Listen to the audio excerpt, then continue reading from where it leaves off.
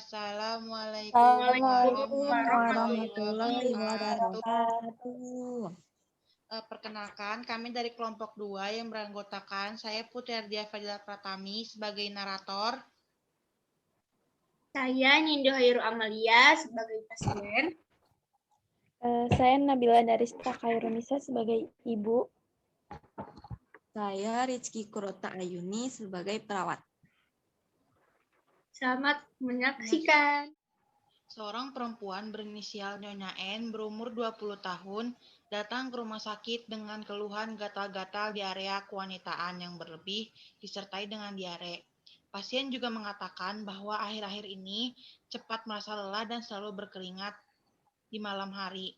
Hasil pemeriksaannya, pasien itu mengidap HIV/AIDS. Hasil pemeriksaan TTV-nya itu tekanan darahnya 120/70 mmHg, nadinya 80 kali per menit, respiration rate-nya 19 kali per menit, suhunya 36,5 derajat Celcius. Nah, untuk pengkajian lebih lanjut dilakukan wawancara oleh perawat. Pertama ada fase prainteraksi. Pada fase prainteraksi itu, sebelum menemui pasien itu terlebih dahulu mempersiapkan mental diri, menggali kelebihannya. Terus saya merasa percaya diri, kekurangannya itu saya baru pertama kali bertemu dengan pasien. Terus mengetahui tujuan interaksi, terus membaca rekan medis pasien, membuat rancangan komunikasi, dan membuat strategi komunikasi dengan pasien sesuai tujuan. Selanjutnya fase orientasi. Memberi salam, tersenyum dengan ramah, memanggil dengan nama yang disukai, validasi diri, dan tujuan. Assalamualaikum, selamat pagi. Waalaikumsalam. Pagi, Sus. Boleh sebutkan nama dan tanggal lahirnya? Nama saya Nindi. Tanggal lahir saya 27 Juni. Wah, benar ya, sesuai dengan gelang identitasnya. Boleh saya tahu umurnya berapa? 20 tahun, Sus. Baik Mbak, perkenalkan nama saya perawat Ayuni. Kebetulan saya perawat di ruang ini. Hari ini saya berdinas dari pagi jam 7 sampai jam 2 siang. Tapi di jam 9 ini saya mau melakukan wawancara kepada Mbak. Waktunya kurang lebih 20 menit. Maksud dan tujuan saya untuk mengetahui terkait kondisinya Mbak. Termaksud di sana ada pengalaman. Barangkali saya akan tanyakan hal-hal yang sangat pribadi. Jadi mohon Mbak bisa bekerja sama dan Mbak bisa menyampaikan apa yang jadi pertanyaannya. Kira-kira Mbak bersedia? Bersedia, Sus. Tapi tempatnya jangan di sini deh. Sayanya malu, takut ada orang yang mendengar. Jadi bagaimana kalau kita pindah tempat saja? Baik Mbak, kalau mau di mana tempatnya Mbak? Di belakang, sebelah sana aja, Sus, biar tidak ada orang. Dan saya ingin mengajak ibu saya, Sus, boleh kan? Baik Mbak, boleh. Kalau begitu kita pindah tempat yuk di sana. Mbak bersedia untuk dilakukan wawancara ya. Waktunya sesuai yang tadi saya bilang ya Mbak ya. Baik, Sus, saya bersedia. Baik, kalau begitu saya siapkan dulu tempatnya supaya kita nyaman berbicaranya ya Mbak. Ya, Sus. Fase kerja. Baik Mbak, sama ibunya ya, sesuai dengan perjanjian tadi, bahwa saya akan mewawancara selama 20 menit. Apakah Mbak sudah bersedia? Saya ulangi lagi ya Mbak. Ya, saya sudah bersedia, Sus. Ya, silahkan. Apakah tempatnya sekarang nyaman Mbak? Sudah sangat nyaman, Sus. Oke, bagaimana kabarnya Mbak sekarang? Apakah sudah mandi? Alhamdulillah baik. Sudah, Sus, sudah mandi. Wah, berarti sudah segar ya Mbak ya. Sudah bersih juga. Apakah semalam tidurnya nyenyak Mbak? Saya tidur seperti biasa kok, nggak ada masalah. Baik, Mbak, saya mau ngobrol yang berkaitan tentang kesehatan Mbak selama dirawat di sini. Mbak sudah berapa lama sih dirawat di sini? Saya dirawat di sini sekitar 3 hari. Selama dirawat di sini, apa sih yang Mbak ketahui tentang proses keperawatan itu? Saya belum begitu paham sih tentang proses perawatannya, tapi saya selalu disupport oleh keluarga saya dan juga perawat di sini yang memberi motivasi hidup juga. Kalau begitu ya. Sebelumnya mohon maaf ya Mbak ya. Boleh saya tahu Mbak dirawat di sini karena apa? Saya penderita HIV positif. Terus, Mohon maaf sebelumnya Mbak ya. Mbak mengatakan bahwa Mbak mempunyai status HIV dengan positif. Dan mungkin saya akan menggali pengalaman Mbak terkait penyakit yang Mbak derita sekarang. Nah, bagaimana sih perasaan Mbak saat mempunyai status sebagai penderita HIV? ya pasti saya kaget ya Sus ya.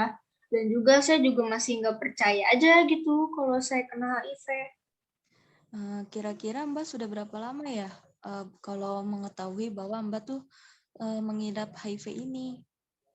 Sekitar 2 bulan kali ya Sus ya. Baik. Bisa ceritakan Mbak bagaimana bisa terjadinya? Pasti karena ada sesuatu hal yang menulari sehingga Mbak mengidap penyakit HIV tersebut. Mbak sudah cari tahu tentang HIV sendiri itu kayak gimana? Tapi nanti kalau saya cerita, Mbak jangan kasih tahu ke siapa-siapa ya. Iyalah. Ya udah. Jadi waktu itu saya pernah pacaran. Waktu pacaran saya jadi hilaf dan melakukan hubungan seks. Dan saya udah melakukannya lebih dari 1 kali, Sus. Dan tidak memakai alat pelindung juga waktu itu. Saat saya sedang berada di kampus, saya mendapatkan info terkait HIV. Dan juga gejalanya persis sama apa yang saya alami. Jadi saya langsung inisiatif untuk melakukan pemeriksaan lebih lanjut. Dan ternyata hasilnya saya positif HIV. Oh, begitu Mbak. Oh ya Mbak, punten. Mbak kan tadi sebutin gejalanya ya. Kira-kira yang Mbak alami itu gejalanya seperti apa Mbak? Ya, itu sus gatal-gatal di area kewanitaan. Saya jadi cepat lelah. Berat badan saya juga jadi menurun tuh. Lihat tuh saya jadi makin kurus. Oh iya Mbak, apakah ada keluhan lain yang Mbak rasakan selain yang tadi sudah disebutkan? Saya juga sering mencret sus sampai saya lemes gitu. Baik, dari gejala yang Mbak sebutkan tadi itu, yang mana yang Mbak rasakan sekarang? Mungkin lebih ke mencret ya sus ya. Karena kalau gatal itu kan sudah diobatin juga sebelumnya. Jadi agak berkurang. Oh ya Mbak, apakah mencretnya itu secara terus-menerus dari pagi sampai siang sampai malam, kemudian ada mual atau pusingnya tidak Mbak? Iya sus, terus menerus mencretnya itu. Pusing juga ada ya sus. Oh, kira-kira mencretnya bisa berapa kali sehari ya Mbak? Bisa sampai 5 kali sehari ya sus. Wah, itu sangat banyak ya Mbak ya. Iya, Ketika Ibu Mbak mencret, pasti ibunya tahu kan mengeluarkan cairan apa ya Mbak ya?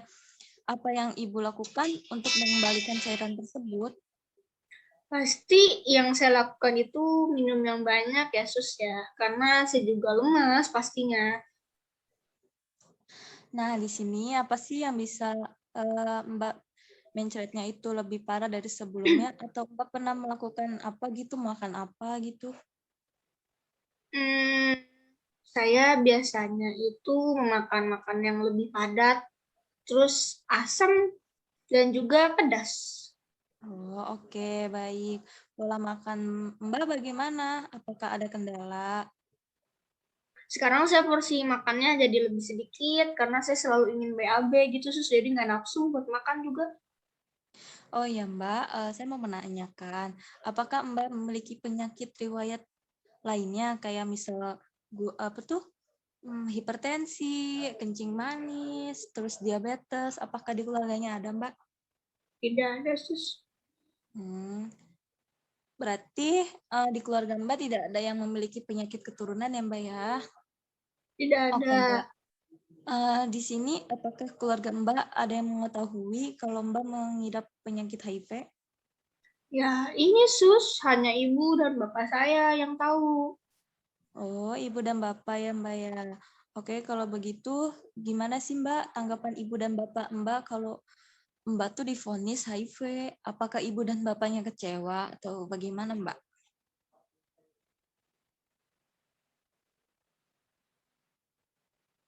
Ya, pasti mereka kecewa ya. Ya, tapi Baik. mau bagaimana?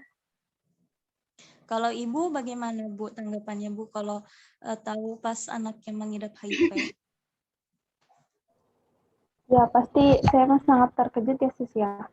Ya. Kaget gitu. Kok bisa sih anak saya sampai melakukan hubungan seks di luar pernikahan sama mantan pacarnya itu. Padahal saya tuh sangat percaya ya sama mantan pacarnya. Kirain saya tuh dia tuh orangnya baik banget. Soalnya di depan saya tuh dia baik banget, Sus.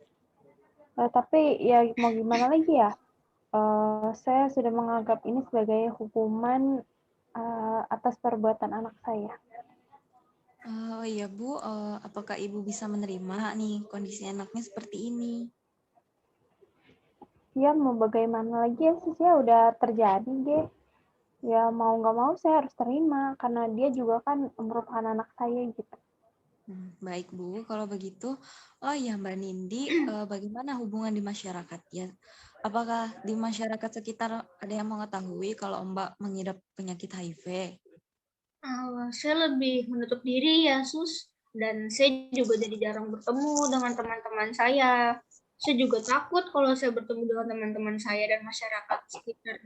Nanti mereka tahu kalau saya mengidap HIV. Oke, baik. Kalau dengan ibadahnya gimana Mbak? Biasanya kan kalau orang habis kena penyakit yang ganas nih, ibadahnya tuh rajin banget. Kayak sebelum kena penyakit. Mbak sekarang ibadahnya apa ada kendala? Alhamdulillah, Sus. Iya, sholat saya jadi rajin dan juga masih tepat waktu. Alhamdulillah ya Mbak, kalau begitu bisa mendekatkan diri kepada yang di atas ya. Iya, Sus. Oh iya Mbak, saya mau nanya nih, maaf ya. Sebelumnya kan Mbak tadi tuh bilang katanya waktu pacaran itu Mbak tuh pernah melakukan hubungan ya. Apakah mantan pacar Mbak ini juga mengidap HIV Mbak? Saya tidak tahu, Sus. Soalnya saya udah putus sama dia setelah dia tahu bahwa saya ini menderita HIV. Oh iya Mbak, seperti itu ya Mbak ya. Kira-kira apa Mbak masih menjalin hubungan seperti masih saling bertukar kabar dengan mantan kayak sering chatan lewat WhatsApp atau sekedar teleponan gitu Mbak? Apakah sering Mbak? Aduh, Sus, tidak pernah. Setelah putus semua sosial media saya dan WA saya juga diblok, Sus, sama dia. Dan teman-temannya juga nggak tahu dia ada di mana. Saya kesel banget tuh sama dia. Padahal waktu pas sebelum itu dia tuh pengen katanya setelah dia melakukan itu sama saya, dia tuh pengen tanggung jawab gitu, Sus. Tapi ternyata dia malah ninggalin saya. Baik. Waktu Mbak pacaran dengan mantannya itu, menurut Mbak tuh ada hal yang aneh nggak sih di dalam tubuhnya itu sewaktu Mbak melakukan hubungan? Ya, Sus. Sebelum saya tahu bahwa saya menderita HIV, pacar saya ini kelakuannya aneh. Kayak orang selingkuh gitu tuh. Sebelum dan juga ternyata benar. Dia juga selingkuh sama wanita malam lagi. Aduh, dia benar-benar tuh orang mah. Terus juga dia tuh udah menjalin hubungan dengan wanita itu tuh selama 1 tahun, Sus. Bayangin aja. Saya pikir mungkin hal ini gara-gara ini ya, saya jadi tertular HIV gitu tuh ya karena dia main sama cewek lain juga. Jadi ya jadi tular ke saya. Oke, baik ya Mbak. Mungkin ini sudah jalannya Allah yang dikasih sama Mbak ya. Manusia kan cuma menjalani, terus harus bersyukur. Mungkin juga sudah suratan takdir ya Mbak ya. Mbak juga harus ikhlas menerimanya. Nanti lain kali kalau kita memilih pasangan itu, kita lihat dulu Mbak tingkah lakunya, apakah dia di belakang main cewek atau enggak gitu Mbak. Kita kan bisa apa ya? Bisa menjaga diri kita sendiri Mbak. Kita bisa pagari diri kita sendiri. Kalau kita punya pikiran seperti itu, mungkin Mbaknya tidak akan sampai terkena HIV ya, Mbak. Yesus, terima kasih banyak atas sarannya. Baik. Determinasi. Oke Mbak, sekarang waktunya nggak terasa ya udah 20 menit kita ngobrol-ngobrol Mbak. Masalah Mbak yang alami sekarang, terus masalah yang penyakit Mbak yang alami sekarang, terus perasaannya gimana Mbak? Apakah plong atau sudah lega sekali Mbak? Karena kalau menurut saya, kalau orang yang mempunyai penyakit HIV itu susah sekali Mbak kalau mengutarakan perasaannya kepada orang. Ya, alhamdulillah Sus, saya jadi agak sedikit tenang sudah bercerita kepada Mbak. Oke, baiklah kalau begitu sebelumnya saya izin kembali ke ruangan dulu ya Mbak ya. Ya Sus, Baiklah, saya cukupkan pertemuan hari ini ya Mbak. Jika ada yang dibutuhkan, silakan hubungi saya atau ke ruang perawat ya. Tetap sabar dan tabah. Saran saya, Mbak harus semangat, harus memiliki pikiran yang selalu positif, mengikuti kegiatan yang positif juga, jangan sampai memiliki pikiran yang negatif seperti ingin bunuh diri atau apa, mengakhiri hidupnya, jangan seperti itu ya Mbak ya. Masih ada orang tua yang membutuhkan Mbak. Dan kalau menurut saya ibadahnya harus makin ditingkatkan kembali ya Mbak, harus didekatkan lagi kepada Allah agar semua ini dijalani dengan ikhlas dan sabar. Tetap semangat ya Mbak ya, semoga lekas sembuh. ya Mbak, terima kasih banyak ya Mbak ya. Iya Mbak. Berkah